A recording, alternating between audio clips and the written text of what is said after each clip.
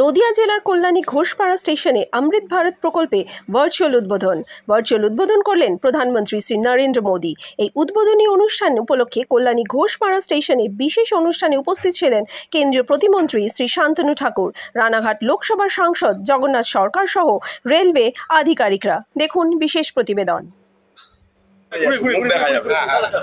বলছি এই চাকরিহারারা 16 দিন ধরে বসে রয়েছে এখনো, এবং তাদের একবার পুলিশ ডেকে পাঠাচ্ছে, বিভিন্ন জিজ্ঞাসাবাদ করছে, বসিয়ে রাখছে। সমাধান মমতা ব্যানার্জির হাতে। আপনি কালকেও সুপ্রিম কোর্টে যারা গেছিল র্যাঙ্ক জাম্প নিয়ে, তার অর্ডার দেখেছেন। শুক্রবারও আরেকটা কেস আছে। স্ট্যান্ড তো খুব ক্লিয়ার, যোগ্য অযোগ্য বাছাই করে তালিকা দিয়েই রিভিউতে গেলে কিছু হবে, জেনারেল রিভিউতে কিছু হবে না। প্রত্যেকবারই নানাভাবে সুপ্রিম কোর্ট বলছে যে অযোগ্য মানে অযোগ্য। পুরো বিষয়টা মমতা ব্যানার্জির হাতে। এবং কালকে পরশুদিন প্রাইমারি হিয়ারিংয়ে দেখেছেন এজি কি বলেছে বেনিয়ম মানে দুর্নীতি নয়। বেনিয়ম আর দুর্নীতি এটা তো সমার্থক, সবাই জানে। সরকারের এজি বলছে দাঁড়িয়ে, আপনারা তো সবচেয়ে বড় ইস্যু ধরছেন না। 7ই মে উচ্চ মাধ্যমিকের রেজাল্ট বেরিয়েছে, ভর্তি প্রক্রিয়া বন্ধ হয়ে আছে ওবিসির জন্য।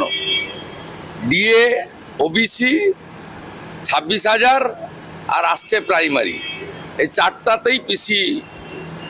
জাফরাবাদে যে বাবা ছেলেকে খুন করা হলো, কোর্ট নিযুক্ত যে কমিটি এনআইএ বলছে আমি অ্যাপ্লিকেন্ট তো, আমি তো আবেদনকারী। শনিবার কোর্ট খুলে মহামান্য কোর্ট যে আবেদন গ্রহণ করে ফ্যাক্ট ফাইন্ডিং কমিটি করেছে, তার 1 নম্বর অ্যাপ্লিকেন্ট আমি। তীব্র গতিতে চলেছে, তাই এটা আরো জনগণের সুবিধা পৌঁছে দেবে এইটুকু বলেই, এবং সারা মানুষকে, যাত্রী যারা আছেন সকলকে এই আশ্বাস আমি দিচ্ছি, আমার পক্ষ থেকে যতটা সুবিধা আদায় করার চেষ্টা থাকবে, সহযোগিতার হাত অবশ্যই আমি চাই। ঘোষপাড়া রেল স্টেশন এটা একটা মডেল স্টেশন হবে, তার জন্য একবার সবাই মিলে ভারত মাতা কি, আরো জোরে ভারত মাতা কি।